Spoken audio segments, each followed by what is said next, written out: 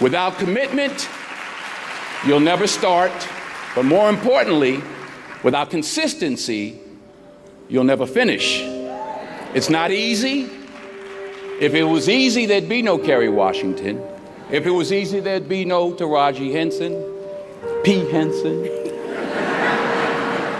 If it were easy, there'd be no Octavia Spencer. But not only that, if it were easy, there'd be no Viola Davis. If it were easy, there'd be no Michael T. Williamson, no Stephen McKinley Henderson, no Russell Hornsby. If it were easy, there'd be no Denzel Washington. So, keep working, keep striving, never give up, fall down 7 times, get up 8. Ease is a greater threat to progress than hardship. Ease is a greater threat to progress than hardship. So, keep moving, keep growing, keep learning. See you at work. We tend to base our self-esteem on what other people think. And that's not really self-esteem. Self-esteem is supposed to be how we feel about ourselves. And I was just saying how dangerous it is to allow other people to determine how you're going to feel about you. And it's kind of like looking into a broken mirror.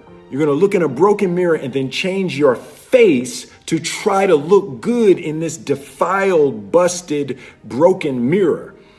And it just, other people's opinions is a really shitty way to determine how we feel about ourselves. You'll never see a U-Haul behind a hearse. I'll say it again. You'll never see a U-Haul behind a hearse. Now, I've been blessed to make hundreds of millions of dollars in my life. I can't take it with me, and neither can you. So it's not how much you have, it's what you do with what you have. And we all have different gifts. Some money, some love, some patience, some the ability to touch people. But we all have it. Use it, share it. That's what counts. Not what you're driving, not what you're flying in, not what kind of house you bought your mama.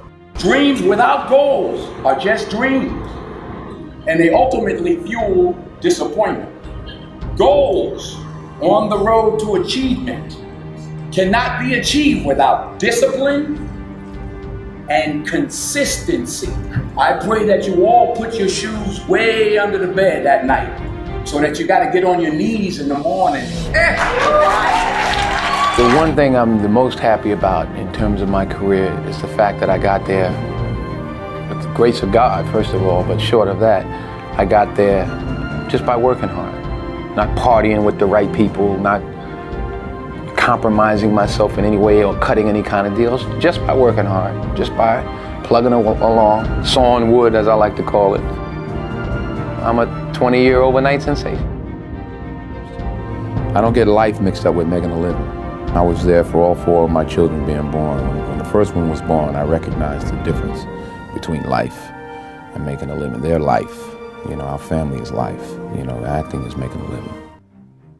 Well, what do you think the biggest difference between doing a play and doing, it's a cliched question, but I'd be interested to know your answer. I think a part of what Viola just said is that you get to dig deeper and you get another day. Right. And you get the energy. Mm-hmm. You do a movie and it's 200 people that are used to it and they don't care and everybody's doing their job and it comes in a theater somewhere and you're picking your nose at home somewhere, clipping your nails. There's no energy. Right. When I was on Broadway 5 years ago with Julius Caesar, I made a decision to sign autographs every night. I don't know what I did. Oh yeah, it ain't happening this time. No. Only as I rub my knees, only because my knees are bad, it's hard for me to stand. But. And why did you decide to do that? Well, I wanted to say thank you. It was my way of saying thank you. And the first night, it was like 5,000 people out there. I said, okay, wait a minute. Everybody who has playbills from our show. So, yeah, because it was like people were just wandering up the block. I was like, wait a minute. I forgot. I'm on, 42nd Street, Times Square. I was like, wait a minute. But honestly, you were signing for weeks. The energy. And I was out there an hour and a half every night, every show. But the energy you got back, the stories, the 5 little old ladies who just drove in from Detroit. And I'm like, well, what y'all doing tonight? They said, we getting back in the car, baby. We got to go back tonight. Wow. And you know, a little 84-year-old lady was like, baby, if I was 3 years younger. Oh, true story. True story.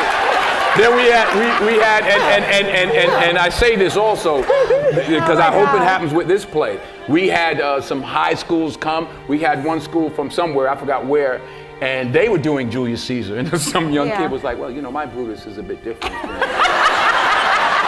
He's more the classic stoic. But it was great to engage and exchange with these young people. There was an energy. I got more from it than I gave to the people that I signed for. That's, you know, you don't get that. You know, the odd thing about success in film is the budgets get bigger, you make more money, but they become more formulaic. So you don't get the opportunity. So God willing, if I stay around long enough, this is what I'm gonna be doing. You know, you're always affected by opinion, but the more opinions there are of you, of me, the less I look at them, because I just can't live my life based upon what other people think about me. So I can't concern myself too much with what other people think. You know, it's just not healthy. I don't think I could continue to do what I do if I was constantly worrying about what somebody thought about it. And anything you want good, you can have. So claim it. Work hard to get it. When you get it, reach back. Pull someone else up. Each one, teach one. Don't just aspire to make a living. Aspire to make a difference. You don't have to compromise yourself. You know, if there's something you don't feel good about, then don't do it. The most important choices I've made was to say no. And I've said no many a time to films that I just didn't, especially early on, I just didn't feel comfortable with. There was one script that was brought to me, I called it The They Couldn't Kill. Because they were like, he was accused of raping this white woman in the 40s, and they tried to hang him, but he didn't die. And they tried to electrocute him. And they were like, it's a comedy. I'm like, it ain't funny to me. So I actually called Sidney Poitier, who I was fortunate at that time and still to be able to call. And I said, you know, this movie, I'm sick. And they offered me $600,000 to play The They Couldn't Kill. That's what I called it. I wasn't there. And he said to me, and I'll say this to you, he said, the first 2 or 3 or 4 films you make in this industry, Denzel, will determine how you proceed. He said, I'm not going to tell you what to do, but remember that the first 3 or 4 or 5 films you made will determine how you proceed. I turned it down. I turned the money down. I needed the money. I turned it down. 6 months later, I got Cry of Freedom.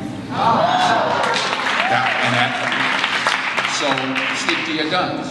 If you don't feel like you should do it, then don't do it.